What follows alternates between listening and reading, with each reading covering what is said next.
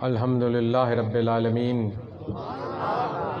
والعاقبۃ للمتقین والصلاة والسلام علی سید الانبیاء والمرسلین وعلی آلہ الطاہرین وعلی صحابہ المہتدین اما بعد فاعوذ باللہ من الشیطان الرجیم بسم اللہ الرحمن الرحیم یا ایہا الذین آمنوا اتقوا اللہ وکونوا مع الصادقین صدق اللہ العظیم وصدق رسولہ النبی الکریم الامین ونحن علی ذالک لمن الشاہدین والشاکرین والحمدللہ رب العالمین۔ سب سے پہلے میں آپ تمام حضرات سے کچھ دیر میں پہنچنے کی معذرت چاہتا ہوں۔ اس کی وجہ کچھ یوں ہوئی کہ دربار عالیہ سے ہم نہیں آئے بلکہ چیچہ وطنی سے بھی آگے غازی آباد کی طرف ایک پروگرام تھا، وہاں سے ہو کر ہم یہاں آئے ہیں۔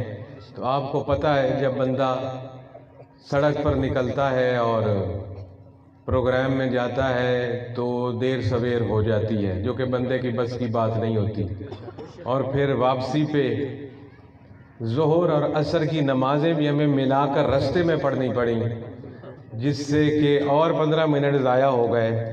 تو میں پھر معذرت چاہتا ہوں جو دیر سے آنے کی، کیونکہ میرے محترم بھائیوں، اللہ اور اس کے رسول کی تلقین ہے زبان۔ اگر آپ کی زبان نہیں ہے نا تو آپ کچھ بھی نہیں ہو، بلکہ میں یوں کہوں گا کہ مرد کی ایک زبان ہوتی ہے، ادھر ادھر پھرتی نہیں ہے مرد کی زبان۔ اور مجھے اس بات کا فخر ہے کہ اللہ رب العزت نے ہمیں ایسا مرشد عطا فرمایا جس مرشد کا نام سید محمد نواز شاہ رحمۃ اللہ علیہ، کہ آپ کی زبان جو ہے اس زبان کا لوگ آج بھی قسمیں اٹھاتے ہیں اور مثالیں دیتے ہیں۔ اور میرے وہ پیر بھائی جو حضور کو دعوتوں کے پروگرام پر بلایا کرتے تھے اور آپ ان کے گھروں میں تشریف لاتے تھے، ان کو یاد ہوگا کہ حضور کی وقت کی پابندیاں، وہ اپنی گھڑیوں کا ٹائم حضور کی آمد اور جانے سے سیٹ کیا کرتے تھے۔ گھنٹے 15 20 منٹ 10 منٹ تو اوپر نیچے منٹوں کا حساب رکھ کے حضور پروگرام پہ چلا کرتے تھے۔ تو یہ وقت کی پابندی، زبان کا پاس کرنا، یہ ہمارا دین ہے اور یہ اسلام ہے میرے بھائیوں۔ اسلام حقوق اللہ ایک سائڈ پہ ہیں جس میں کلمہ، نماز، روزہ، زکوٰۃ ہے، لیکن یہ چیزیں باقی کی خراب ہو جائیں، جس کو آپ معاملات کہتے ہو، جس کو آپ حقوق العباد کا نام دے سکتے ہو، اگر یہ خراب ہو جائیں تو میرے محترم بھائیوں، عزیزوں، بزرگوں، اللہ کی عبادتوں کا بیڑا غرق ہو جاتا ہے۔ بیڑا غرق ہونے کا مطلب کہ وہ ان کو شرف قبولیت نہیں بخشا، اللہ تعالیٰ بخشتا۔ نماز مانا کہ سب سے بڑی عبادت، حقوق اللہ میں سب سے بڑی عبادت نماز، اور حقوق العباد میں سب سے بڑی عبادت ماں باپ کا احترام اور ادب کرنا۔ نماز سب سے بڑی عبادت ہے جس کے دروازے سے ندی گزرتی ہو، وہ 5 بار اس میں نہائے تو اس کے جسم پر میر کچیل نہیں رہتا۔ تیرے اور میرے رسول نے فرمایا جو دن میں 5 مرتبہ نماز پڑھے اس کے جسم پر بھی، بدن پر بھی کوئی گناہ نہیں رہتا۔ خزاں کے موسم میں جیسے پتے گرتے ہیں درختوں سے اور پتے خالی ہو جاتے ہیں، خالی جھاڑیاں نظر آتی ہیں، تیرے اور میرے نبی نے اس سے بڑھ کر آگے فرمایا۔ رسول اللہ نے فرمایا خزاں کے موسم میں جھاڑی کے نیچے کھڑے ہو کر صرف پتے گرتے نہیں، اس جھاڑی کو ہلا، جب جھاڑی کو ہلایا جاتا ہے تو سارے پتے ایک ساتھ ہی گر جاتے ہیں۔ حضور نے فرمایا 5 وقت کی نماز پڑھنے والے کیسے گناہ جھڑ جاتے ہیں۔ سبحان اللہ، سبحان اللہ۔ نماز مانا کہ بہت بڑی عبادت، گناہوں کو ختم کر دینے والی عبادت، ایک نماز دوسری نماز کے درمیان آنے والے صغیرہ گناہوں کا کفارہ، کہ فجر کی نماز آپ نے پڑھی ہے، اس کے بعد ظہر سے پہلے جتنے آپ نے صغیرہ گناہ کیے، جب آپ ظہر کی نماز کے لیے وضو کر کے کھڑے ہوں گے تو جناب والا آپ کے وہ ظہر کے پہلے کیے گئے صغیرہ گناہ معاف ہو جائیں گے۔ نماز کے لیے جب آپ وضو کرو گے تو وہ بھی ضائع نہیں جاتا، وضو کے لیے ہاتھ دھو گے تو ہاتھ کے گناہ صاف، منہ میں کرلی کرو گے تو زبان کے گناہ صاف، ناک کے گناہ صاف، چہرے کو دھو گے تو چہرے کے گناہ صاف، آنکھوں کے گناہ صاف، گردن کا مسح کرو گے تو کان کے گناہ صاف، بازو دھو گے تو بازوؤں کے گناہ صاف، پاؤں دھو گے تو ٹانگوں کے گناہ صاف۔ تو صبح سے شام تک جو 5 نمازیں پڑھتا رہے اس کے صغیرہ گناہ جھڑتے رہیں گے اس طرح۔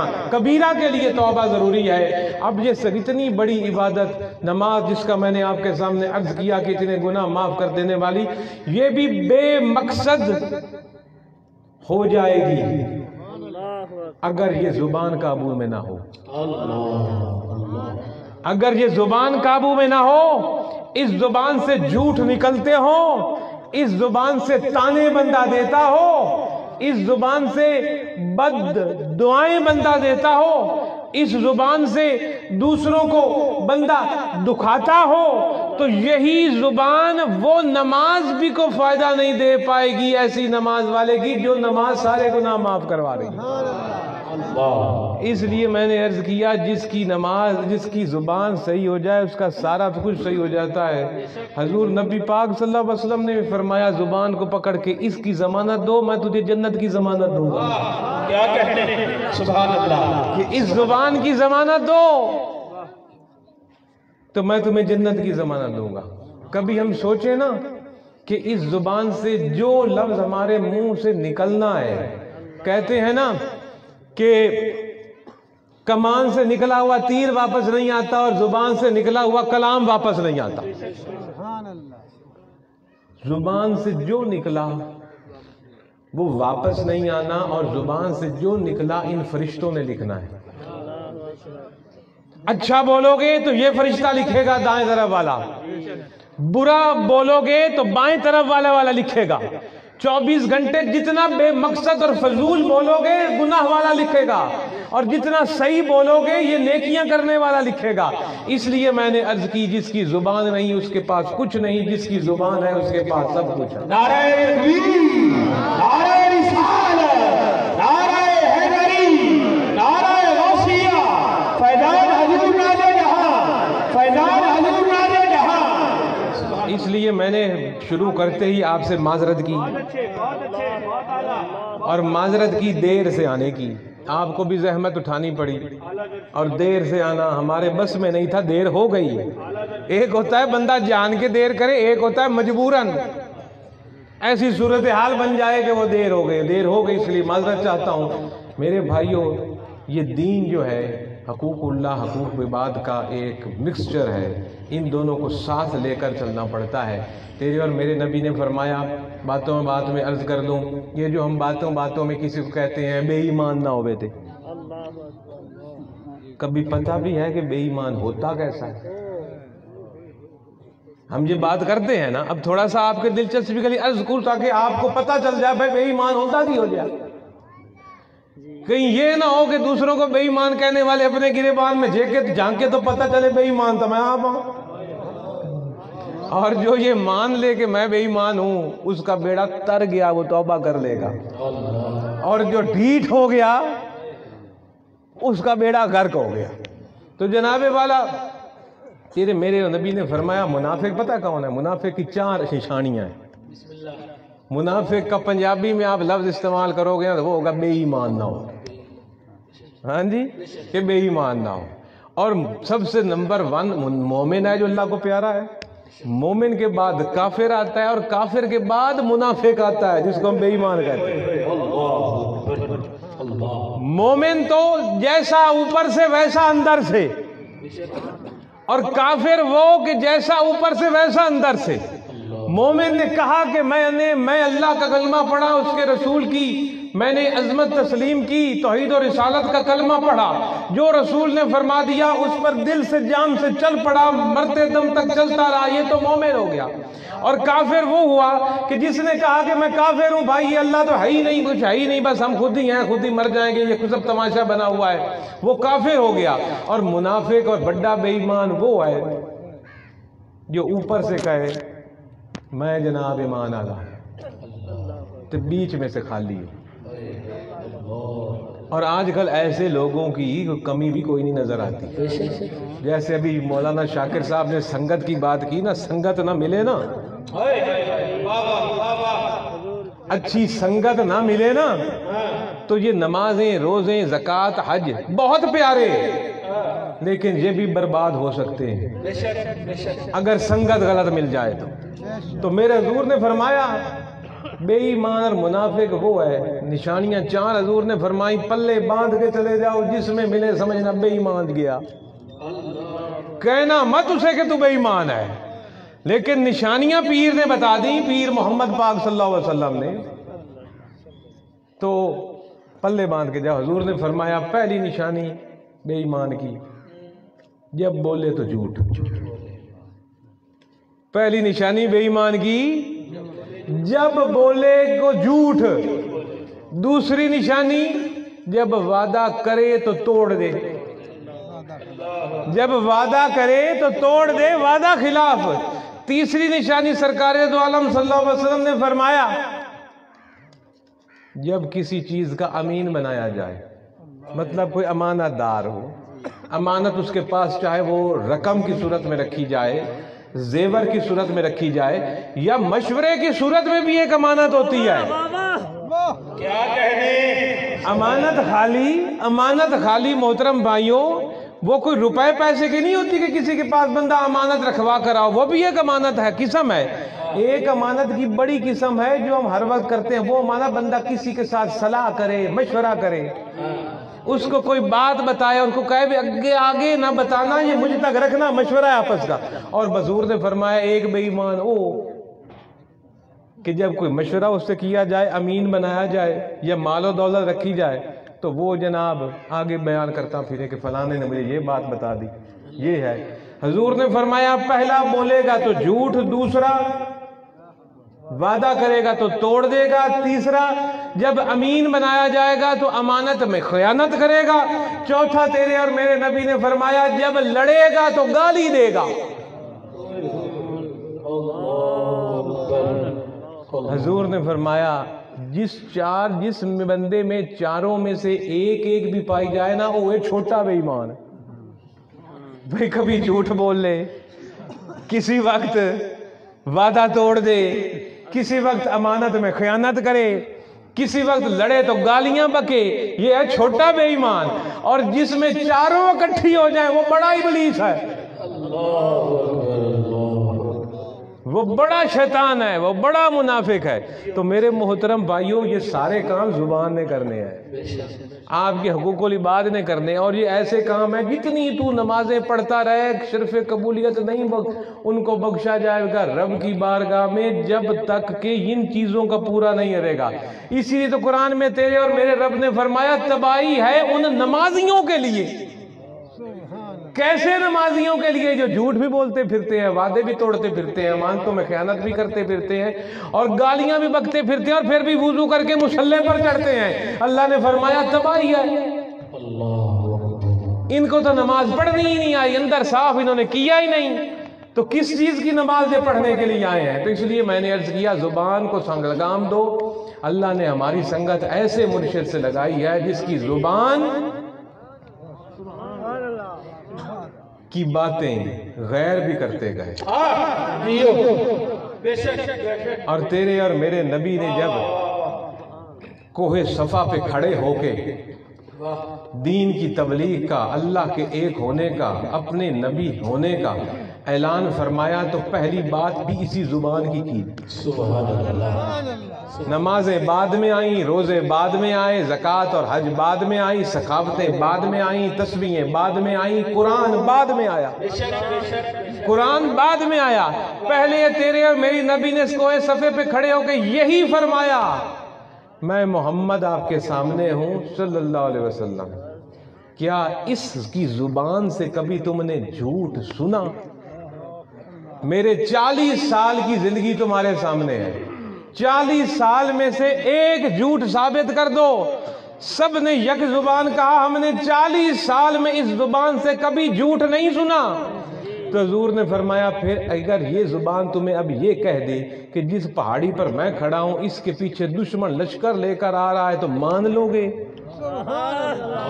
تو سب نے کہا بالکل مانیں گے محمد صلی اللہ علیہ وسلم، کیونکہ اس زبان سے تو ہم نے کبھی مذاق میں بھی جھوٹ نہیں سنا، ہم مان جائیں گے کہ پیچھے سے لشکر آ رہا ہے دشمن پر ہم کے تباہ کرنے کے لیے، ہمیں مارنے کے لیے۔ تو حضور نے فرمایا اب یہی زبان تمہیں کہتی ہے کہ بتوں کی پرستش چھوڑ دو اور ایک اللہ کی طرف آؤ اور میں اس کا بھیجا ہوا رسول محمد ہوں۔ تو میرے عرض کرنے کا مقصد ہے کہ حضور نے تو پہلا کلام ہی زبان کو سامنے رکھ کے کیا، اور آج کا مسلمان آپ دیکھو، آپ تو جناب بڑی نسبت رکھنے والے لوگ ہو، سنگت آپ کی تو بڑی اچھی جگہ پہ لگ گئی، لیکن باہر نکلو ذرا دیکھو، دکان پہ چلے جاؤ تو دکان والے کی زبان ایسے چلے گی سمجھ سے باہر، پراپرٹی ڈیلر ایسے ایسے جھوٹ باندھ کے پھینکے گا نہ سننے لگے گی۔ جناب کسی اور جگہ پہ چلے جاؤ، منڈی میں چلے جاؤ سبزی لینے فروٹ لینے، لاجواب جھوٹ سننے کو ملیں گے جن کی کوئی مثال نہیں ملتی۔ بڑے بڑے لیڈروں کے پاس چلے جاؤ، سٹیج پہ کھڑے ہو کے ایسے ایسے جھوٹ کہ اللہ کی پناہ جہاں جھوٹ کو بھی شرم آئے وہ سننے کو ملتے ہیں ہمیں۔ تو میرے دوستو چڑھتے وہ بھی مسلح پر ہیں، تو جب تک زبان نہیں کہا کہ کچھ بھی نہیں۔ یا ایھا الذین آمنوا اتقوا اللہ وکونوا مع الصادقین، تیرے اور میرے رب نے ایمان والوں کو حکم دیا اور دو کام کرنے کا، تقوی اختیار کرو بھائی، اور تقوی اختیار کرنے کے بعد آگے کونوا مع الصادقین، سچوں کی سنگت میں آؤ، سچوں کی سنگت میں آؤ، صدیقوں کی سنگت میں آؤ۔ کوئی مشکل بات تو نہیں سمجھ آ رہی تو اس سے بھی آسان کروں، اگر اس کوئی مشکل لفظ ہے تو اس سے بھی آسان کرنے کی کوشش کرتا ہوں۔ اللہ نے فرمایا بھائی تقوی اختیار کرو۔ تقوی کیا ہے؟ قرآن میں جگہ جگہ پہ، قرآن آپ پڑھو نا کبھی غور سے دیکھو تھوڑا سا، تقوی کا لفظ بڑا آتا ہے قرآن میں، بار بار بار تقوی اختیار کرو۔ تقوی میں کیا ہے؟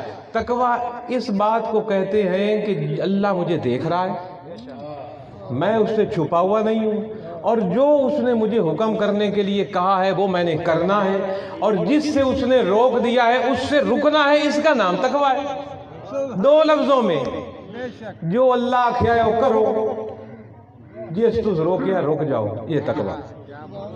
اب جب اللہ نے فرمایا کہ تقوی اختیار کرو، یا ایھا الذین آمنوا اتقوا اللہ، تو اس تقوی کے اندر نماز بھی آ گئی، روزہ بھی آ گیا، زکوٰۃ بھی آ گئی، حج بھی آ گئی، قرآن کی تلاوتیں بھی آ گئی، نعت خوانیاں بھی آ گئیں، یہ تقریریں بھی آ گئیں، سچ بھی آ گیا، امانت داری بھی آ گئی، سب کچھ آ گیا جو میں نے آپ کے سامنے عرض کیا۔ حقوق اللہ بھی آ گئے، حقوق العباد بھی آ گئے، کہ جب تقوی اختیار ہو گیا تو اب تو رب بس کر دیتا بھائی تیرا بیڑا پار ہو گیا، تو نمازی بھی ہو گیا، حجی بھی ہو گیا، سچا بھی ہو گیا، سخی بھی ہو گیا، سچا بھی ہو گیا، سارے نیک کام کرنے لگا، بس تیرا ایمان کامل ہو گیا۔ رب نے فرمایا نہیں، تقوی آ گیا ہے نا۔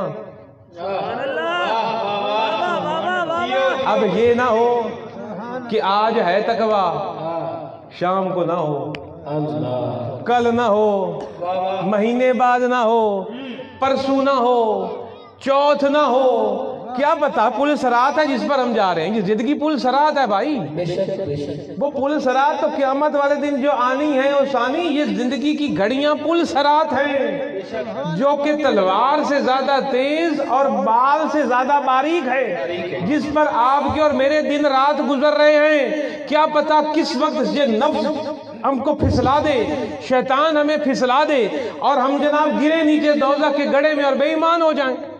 یہی زندگی کے دن رات پل صراط ہے۔ اس وقت میں بول رہا ہوں، میں بھی پل صراط پر بیٹھا ہوں، آپ بیٹھے آپ بھی پل صراط پر بیٹھے ہیں، ہمارے دن رات پل صراط پر گزرتے ہیں۔ تو اللہ نے فرمایا بھئی تقوی اور ایمان اور تقوی تو آ گیا تیرے اندر میرے مہربانی سے، اب اس تقوی کو اب قبر تک لے کے جانا ہے نا، تو سنگت کوئی اچھی ڈھونڈ۔ ایک بندہ نمازی ہو نا، تو دن رات اگر وہ بے نمازیوں میں اٹھتا بیٹھتا رہے نا، آخر وہ بھی بے نمازی ہو جائے گا۔ اور ایک بندہ بے نمازی ہو اور دن رات نمازیوں میں اٹھتا بیٹھتا رہے، ایک دن وہ نمازی ہو جائے گا۔ آپ آزما کر دیکھ لو، جو حضرات نماز نہیں نہ پڑھتے، میری وہ بات آزما کر دیکھ لو، نمازیوں کی سنگت میں بیٹھ جاؤ، اذان آئے گی وہ اٹھیں گے، وضو کریں گے، نماز نیت دیں گے، ایک دفعہ تو کہے گا یار پڑھو، میرا تو نہیں پڑھیں، دوسری نماز آئی، چوتھے پانچویں دن تو کہے گا یار شرم میں نہیں ہمدی پئی۔ جیسے وہ دوست اٹھا، ساتھی اٹھیں گے، تو بھی نماز کے لیے پہنچ جائے گا، کیونکہ اس لیے سنگت نمازیوں کی ہوگی تو تو نمازی بنے گا، سنگت بے نمازوں کی ہوگی تو بے نمازی بنے گا۔ سنگت اگر اچھوں کی ہوگی تو تو برا بنتا بنتا بنتا ایک دن اچھا بن جائے گا، اور اگر سنگت بروں کی ہوگی تو تو اچھا رہتا رہتا ایک دن برا بن جائے گا۔ صحبت اثر چھوڑتی ہے، جس کے ساتھ آپ دن رات بیٹھو اٹھو بیٹھو چلو پھرو، اس کی عادتیں آپ میں آتی ہیں۔ آپ سگریٹ نہ پیتے ہو، حقہ نہ بھی پیتے ہو، بیٹھتے رہو سگریٹ والوں حقوں والوں کے ساتھ، ایک دن آپ بھی پینے لگ جاؤ گے۔ شراب نہیں پیو گے، ایک دن شراب پینے لگ جاؤ گے اگر شرابیوں کے ساتھ بیٹھے رہو گے۔ زنا نہیں بھی کرتے، اگر زانیوں کے ساتھ اٹھتے بیٹھتے چلتے پھرتے رہو گے، ایک دن آپ بھی زانی بن جاؤ گے۔ لیکن اگر آپ نیکوں کے پاس سنگت اختیار کرو گے، نبی کے محبت کرنے والوں اور عاشقوں کے ساتھ اٹھتے بیٹھتے رہو گے، عشق نہ آتے آتے بھی ایک دن عاشق بن جاؤ گے۔ اس لیے سنگت اختیار کرو، وَكُونُوا مَعَ الصَّادِقِينَ۔ اللہ نے فرمایا سچوں کی سنگت میں جاؤ۔ اب تیرا اور میرا یہ آپ پڑھے لکھے لوگ بیٹھے ہو، باشعور لوگ بیٹھے ہو، کسی کے ذہن میں یہ سوال بھی ابھر سکتا ہے کہ اللہ یہ بھی تو فرما سکتا تھا کہ تقوی اختیار کرو اور سچے بن جاؤ، بات مک گئی۔ اللہ فرما دیتا بھئی تقوی اختیار کرو اور سچے بن جاؤ یا سچ بولو۔ رب نے کہا، رب نے یہ نہیں کہا کہ سچے بن جاؤ یا سچ بولو، رب نے کہا سچوں کے ساتھ ہو جاؤ، سچوں کے پاس جا کے بیٹھو، صدیق لوگوں کے ساتھ اٹھنا بیٹھنا رکھو، ایک دن تو وہ صدیق بنے گا جس کو اللہ نے صدیق کہا ہے۔ آج تو ایک سچ بول لے گا، دو سچ بول لے گا، آخر کل کو کوئی آزمائش آ جائے گی تو سچائی سے شاید ڈگمگا جائے، کہیں شاید جھوٹا بول پڑنا پڑ جائے، جھوٹی گواہی دینی پڑ جائے، کہیں مثلتاً کچھ کرنا پڑ جائے تو تو خود سچ سے پھر سکتا ہے۔ لیکن اگر سچوں کی سنگت میں رہ کے وہ پکا صادق بنے گا نا، جس کو اللہ کہتا ہے صدیق، تو پھر تو کبھی پیچھے نہیں ہٹے گا اس سے۔ اور وہ صدیق کیسا ہے جس کو رب نے کہا وہ آپ آؤ کا نبی کا غلام، جن کا نام عبداللہ، دنیا ان کو جانتی ہے ابو بکر صدیق کے نام سے، نام ان کا تھا عبداللہ، اصل نام عبداللہ تھا ان کا، دنیا ان کو مشہور کرتی ہے ابو بکر، بکر کا باپ، اور صدیق اکبر ان کو کہا جاتا ہے بڑا صادق۔ تو یہ بڑا صادق اور بڑا سچا بنا کیسے؟ عبداللہ ابو بکر کیسے صدیق اکبر بنے؟ اس بات کی گواہی سے کہ جب حضور معراج پر گئے، مسجد حرام سے مسجد اقصیٰ اور مسجد اقصیٰ سے معراج اور واپس، اور کتنے دنوں میں کتنے مہینوں میں نہیں، کوئی وقت کے بغیر ایک سیکنڈ بھی نہیں گزرا پیچھے دنیا میں، تو حضور ہو کر بھی واپس آ گئے، نبیوں کی امامت بھی کرا کے آ گئے، فرشتوں اور جنت اور دوزخ کا مشاہدہ بھی کر کے آ گئے، انبیاء کو مختلف آسمانوں پر ملاقات بھی کر کے آ گئے، اور اللہ کو اپنی سر کی آنکھوں سے اللہ کی زیارت اور دیدار کر کے بھی واپس آ گئے، اور ہم کلام ہو کر بھی واپس آ گئے، اور پیچھے وقت پہ ایک منٹ بھی نہیں گزرا تھا۔ جب یہ واقعہ ہوا تو وہ جناب بڑے سینہ تان کے پہنچے ابو بکر کے پاس رضی اللہ تعالی عنہ، اور کہنے لگے اب بتا کھاں،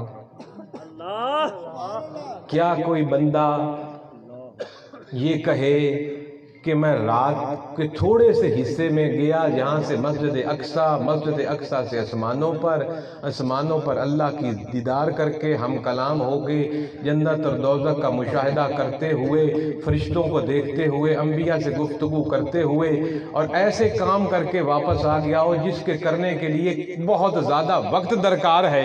تو کیا آپ مانیں گے کہ کوئی بندہ راتوں رات بھی نہیں، رات کے کچھ چھوٹے سے حصے میں بھی، جو 1 منٹ سے بھی کم حصہ ہے، کہ جو وہ کھونٹی کمرے کی دروازے کی ہل رہی تھی، حضور نے فرمایا جب میں واپس آیا اس وقت بھی ہل رہی تھی۔